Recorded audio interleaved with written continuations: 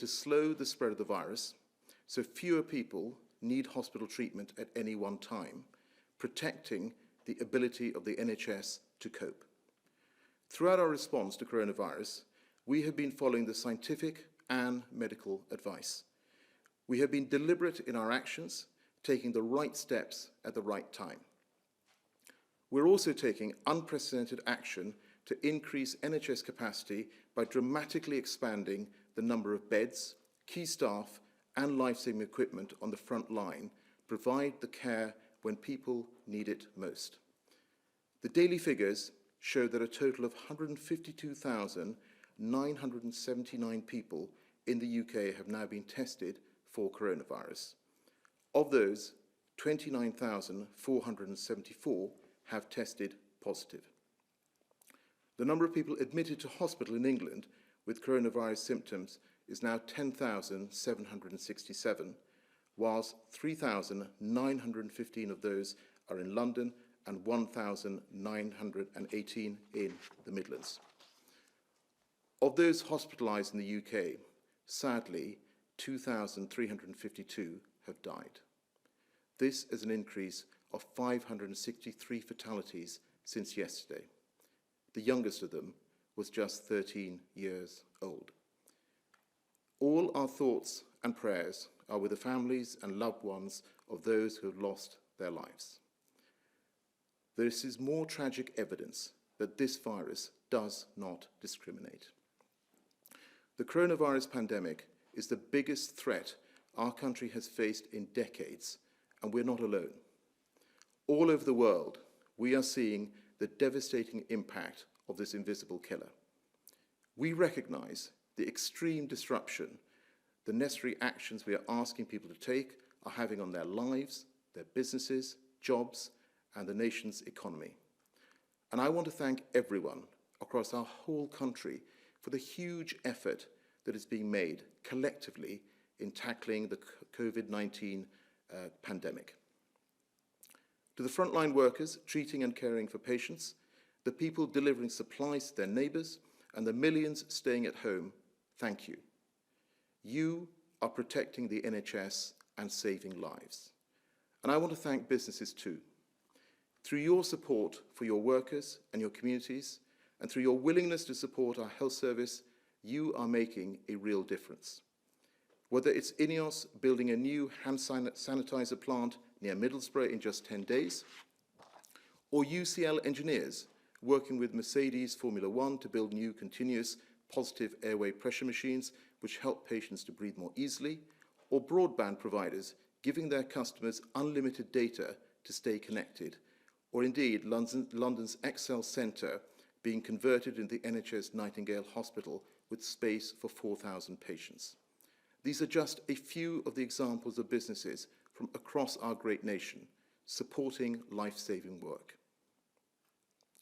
There are also thousands of businesses, large and small, which have worked with staff to ensure that they are supported in the days and weeks ahead.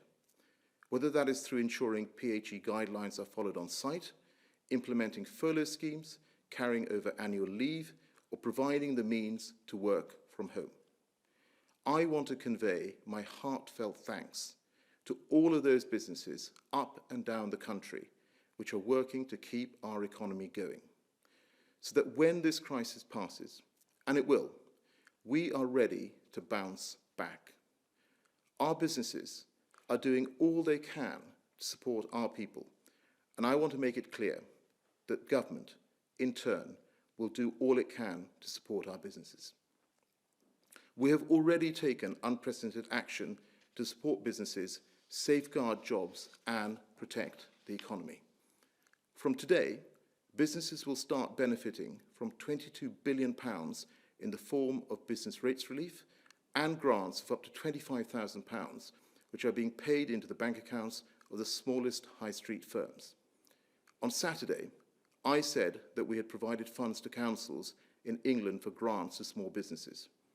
As of today, these local authorities have received more than £12 billion. This afternoon, I held a call with hundreds of local authorities across England and made clear that this money must reach businesses as quickly as possible. And I know that businesses across England have already started to receive these grants. We know high street banks are working really hard to support the UK through this period, including through mortgage holidays and increased credit facilities. Loans for businesses are also being issued through the COVID Business Interruption Loan Scheme since it came into operation last week. The Chancellor, together with Bank of England and the Financial Conduct Authority, wrote to the chief executives of the UK banks to urge them to make sure that the benefits of the loan scheme are passed through to businesses and consumers. And it would be completely unacceptable if any banks were unfairly refusing funds to good businesses in financial difficulty. Just as the taxpayer stepped in to help the banks back in 2008, we will work with the banks to do everything they can to repay that favour and support the businesses and people of the United Kingdom in their time of need. Of course, this is a brand new scheme, and as with all new schemes, it will not be perfect from the outset. We are listening all the time. And in response to concerns that we've heard from businesses, we are looking at ways in which we can ensure they get the support they need. The Chancellor will be saying more on this in the coming days. It is crucial that when we overcome this crisis, as in time we will, that businesses are in a good position to move forward. Times are tough, and we have harder times ahead of us. But I know that together we will pull through. Yvonne. Thank you, Secretary of State. I would like to present you with some slides just to give you an update on what is happening across the country and also with the health system. Could I have slide 1, please? And this shows a slightly concerning trend because we have seen an uptick in motor vehicle traffic. So the message here really is people do need to stay at home, and most are doing the right thing, as you can see from the rapid decline in public transport use. So everyone needs to do that. The message here is we need to save lives and protect the NHS, so please stay at home. Could I have slide 2, please? This shows the number of new UK cases as of today. It is slightly concerning. It's still too early to say whether the plateau of hospital admissions has ended, but we've now seen 3 days of increases in a row. And again, we need to protect the NHS. And the best way to do that is to stay at home, to avoid catching the disease yourself and obviously avoid giving it to anyone else. That is the way the NHS can continue to protect us. Could I have slide 3, please? This slide shows the England hospital admissions. I think a lot of reporting has been about London, and you can see why on this slide, and that's where coronavirus is most advanced. But the chart shows that the threat is everywhere. We need to protect the NHS everywhere, and the Midlands now is obviously a concern as well. And slide 4, please.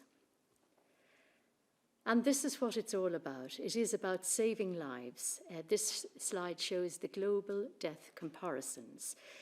We need to save lives. As things stand, it has not been as severe here as in France, and we're just tucked in under the USA and obviously Italy on a different trajectory, and Spain and the United States, as we've said. But there is no reason to be complacent. Stay at home, protect the NHS, save lives. Thank you. Thank you, Yvonne. I think we'll now move to the Q&A. The first question is from the BBC, Laura Koonsberg. Laura. Thank you very much, Secretary of State. The peak of this disease seems to be coming earlier than the government expected, but you are missing the testing targets. There's a huge amount of evidence of staff not having the equipment they desperately need. There are not enough ventilators. Do you accept now that the approach and the response from government has just been too slow? Laura, thank you very much for that question. Can I just make it absolutely clear, and the Prime Minister has been very clear about this as well, is that increasing testing capacity is absolutely the government's top priority. We're now at 10,000 tests a day. We're rolling out additional networks of labs and testing sites. And in terms of PHE, over the last 2 weeks, 390 million products have been distributed. And of course, we will continue to do more and work to make sure that PHE is available. As you know, there is a hotline which is available, 24-hour hotline for NHS staff as well. But Yvonne, if you wanted to comment on this, please. Thank you, Secretary of State. So, Laura, there is positive news about this. We committed, the NHS and PHE committed to make 10,000 tests a day available. We have met that target by the end of March, early April, and we have some more capacity. And our commitment is actually to go to 25,000 tests a day, and we are confident with our industry partners that we will achieve that. So that means patients are getting the tests they need, but there is also some spare capacity in that for testing the most urgent healthcare workers. And alongside that, as Secretary of State has said, there is a second strand, a front opening, and as already testing a couple of thousand healthcare workers in an order of priority. So we are definitely increasing our testing capacity. Thank you, Laura. Next question is from Sky, Beth Rigby. Beth. Thank you. A question first for Yvonne Doyle. Can you give us the number and proportion of frontline NHS staff who've been tested for coronavirus? You said 2,000. Is that out of 500,000 frontline NHS workers? And how are you intending to scale that up? And if I may, to the Secretary of State, the Prime Minister said nearly 2 weeks ago he wanted to get to 250,000 tests a day. That was the virus and antibody tests. Latest daily figure is 10,412 tests. Why is it taking so long for reality to match the rhetoric? And will you give a clear time frame as to when you will deliver on the Prime Minister's promise? Thank you. Well, Yvonne, could I ask you to take that first? Thank you, Secretary of State. So, Beth, the number of tests undertaken in the NHS Public Health England combined testing capacity is just increasing at the moment. So that will be a relatively small number, but there is capacity, for example, today for almost 3,000. And that will increase as we get to 25,000, that capacity. But the important capacity is in the second strand, where we will have five centres where people can drive through and get their testing done in order of priority. NHS chief executives are identifying that priority, and the intention here is to get from thousands to hundreds of thousands within the coming weeks. So we are very committed to our NHS frontline staff. Thank you. Yvonne, thank you for that. And I think, Beth, Yvonne has explained the details in terms of ramping up testing. You made particular reference to the antibody tests. I mean, what I can say on that is, of course, we are urgently evaluating that test, and it is an absolute priority. And of course, this is about making sure that people who have the test can find out whether they've had the virus and are now immune to it. The Chief Scientific Officer has said that the accuracy of this test is incredibly important. So it's also important that we get this right before we launch the test itself. Thank you for that. The next question is from ITV, Robert Peston. Robert. Hello. Good afternoon. Largely a question, I think, for Yvonne Doyle.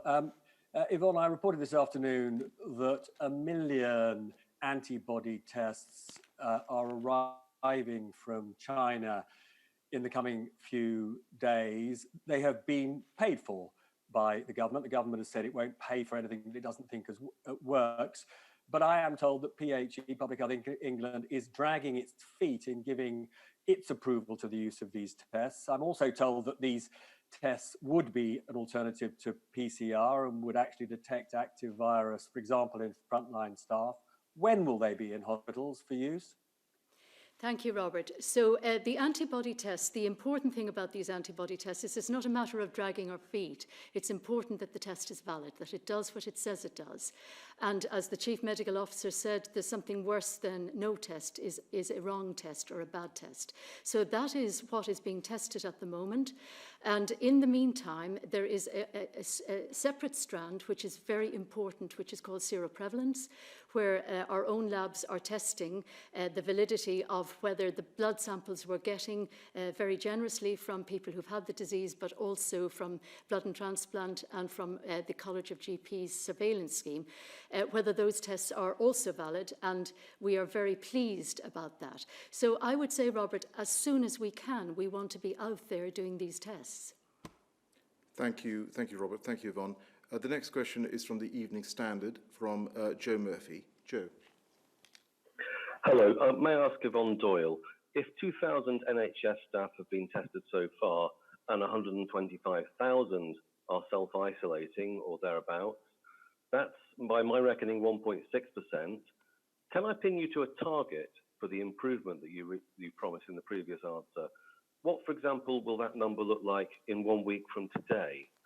And do you think people are getting complacent about the measures that have been put in? And Mr. Sharma, I think a lot of us feel that we haven't yet been given a full and practical explanation of why Germany is able to test many times more than the UK. Do they have more labs, more equipment?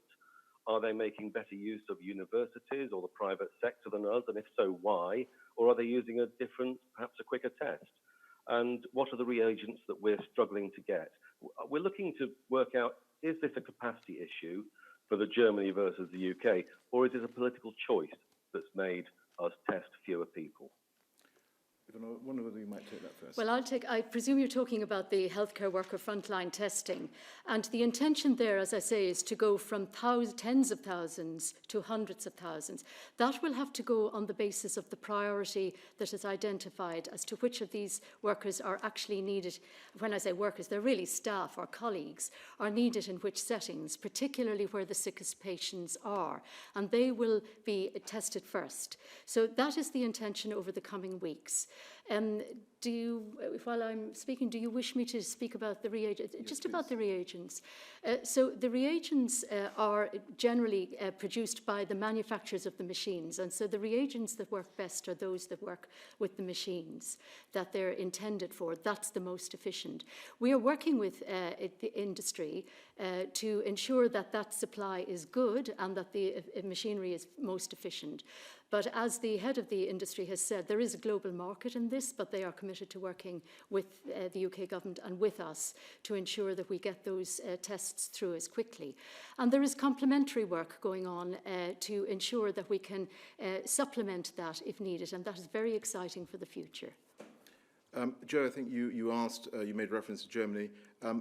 We, of course, look to see where we can learn throughout this process. And, of course, we are working with industry, we're working with the scientific community to make sure that we have maximum possible supplies. But I just go back to the point that Jenny Harries, the Deputy Chief Medical Officer, made some days ago when she said we're looking to create a lab-based testing on a scale which is comparable to building a medical equivalent of a car factory. So we are trying to do something at huge scale very fast, but I think as you've heard from Yvonne, we are making progress, we will continue to make progress, and we are determined to make sure that we have the supplies and provide the support that we can for people across the UK, and particularly the most vulnerable and those key workers in the NHS. Thank you very much for that, Joe. I think the next question is from Financial Times, from Laura Hughes. Laura. Good afternoon. Can I ask, what is the government's exit strategy for getting us out of this lockdown? And what role will testing play in that? Jeremy Hunt has called for mass community testing. Is it too late for that? Or is that the government's policy and one that we'll see being carried out over the next few weeks and months? Yeah. Thank you for that, Laura. Let me just say a few words before I pass on to Yvonne on this. Of course, people will understand across the country why we have put these restrictions in place, and the Prime Minister was very clear they were for an initial 3-week period and we would review them. But what's also really important is that if we stop these too quickly, there is a possibility that that effort that people have made, that massive effort people have made across the country, is wasted, and we could potentially see a dangerous second peak. We absolutely want to avoid that, but I think it may be helpful, Yvonne, if you want to amplify on this particular point. Thank you, Secretary of State. So the Prime Minister has committed to taking review of this after Easter. And I think it's important to say that we are looking at this through the scientific lens as well, through modelling and through the information we're getting from clinical cases as to how this epidemic is progressing. And we will be guided by that, Laura. So we obviously want to make the right call at the right time on this. And it is something that we have to keep reviewing every week. And certainly we're very close to SAGE and the modelling on that. But in terms of the mass testing, which is your other point here, so the testing strategy is to increase the amount of testing done, not just in healthcare workers, but in the population. The rate limiting step there is not us, it's really whether the tests are valid and how then to get that out and about and aided by technology. And I think that will change as the phases of this epidemic change. We will perhaps use different techniques. In the beginning, at the containment phase, this was very professional people dependent in the community. We obviously would want this to go faster as we come to a different phase of the epidemic. Thank you for that, Yvonne. We have one final question, which is from BuzzFeed, from Emily Ashton. Emily. Hi, this is a question for both of you, I think. NHS frontline workers across the country are showing extraordinary courage and showing up at hospitals day after day in horrific circumstances. You may have seen today a joint statement from trade unions saying the lack of personal protective equipment has become a crisis within a crisis. Workers are being put at unnecessary risk. They're also going into work not knowing whether they have been infected by this virus or not, and many wondering why we weren't preparing for testing much earlier. The government keeps offering them warm words, and we've heard more of those this evening, but do you accept that you are putting those workers into a dangerous situation and really need to act urgently to keep them safe? Emily, thank you for that. You're absolutely right. I mean, I pay tribute to the amazing work that NHS staff in the front line across the whole of the NHS and indeed across the public service are doing at this time to support us and to support the population. Specifically on the point of PPE, I think as I said in response to an earlier question, over the past 2 weeks we have delivered over 390 million PPE products. We've ensured that these are being delivered to every GP practice, to dentists, community pharmacies, and there is also now a 24-hour NHS-run hotline where NHS and social care workers can call and request that PPE if it's needed. Of course, we will continue to do as much as we can, more, to get more of this equipment to the front line, because at the end of the day, you're absolutely right, this is about helping and supporting those who are making a difference and helping and supporting our population. Yvonne. Thank you, Secretary of State. So, Emily, it is absolutely our commitment to protect frontline staff. And we are in touch with a wide range of leaders, clinical leaders, nursing leaders, community leaders, and the trade unions. And they are aware of our intention. We are working very rapidly at the moment to ensure that the deliveries reach where they're needed and good stock taking on that. And also that our guidance is easily understood and people understand what they actually need to keep them safe in the circumstances they're in. Great. Well, thank you very much. I think that was our last question. Could I just end by saying is that we do request that everybody follows the government guidelines. Ultimately, this is about staying at home, protecting the NHS and saving lives, and we will get through this working together. Thank you.